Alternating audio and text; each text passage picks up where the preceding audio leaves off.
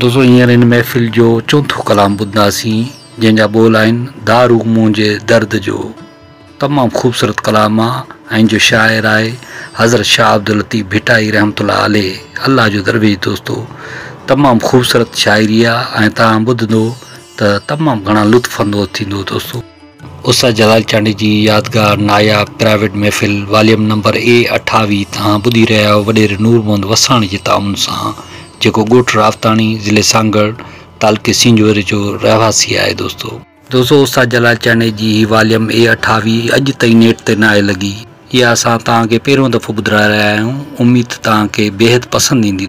दोस्तों इन कलाम जे लाइ असांखे फरमाइश कई आहे वॾेरे नूर मोहम्मद वसाण ॻोठ रावताणी ज़िले सांगड़ तालुके सिंजोरे मां, मोहम्मद साले चाकराणी ॻोठ बच्चू चाकराणी ज़िले सांगड़ तालुके सिंजोरे मां, अब्दुल वहीद हाजाणो टंडे आदम खां, दीदार रिंद ऐं हाफ़िज़ मोहब्बत अली बुलेदी ओस्ता मोहम्मद बलूचिस्तान खां, वॾेरो दिलावर वसाण ॻोठ सादिक वसाण जाम नवाज़ अली ज़िले सांगड़ खां, मेहरदीन कोटवार राजस्थान इंडिया खां।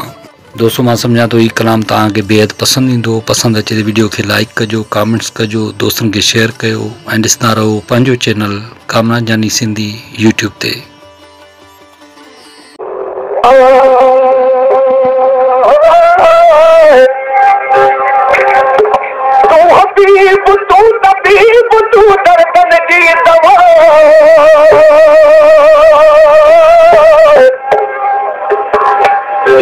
मुझे जीअ में आधार जा अनवार साहिब देश मियां मरीज़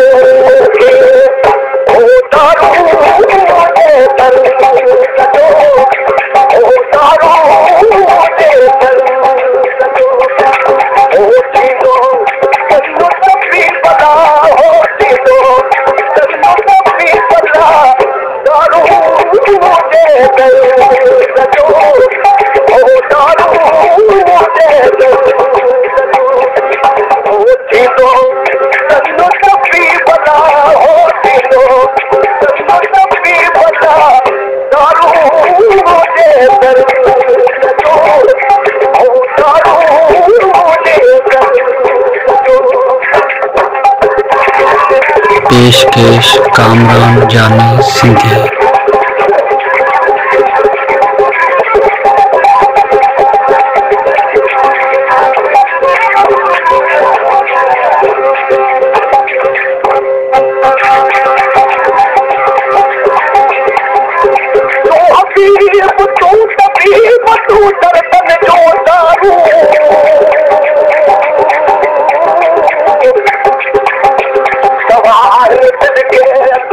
सवार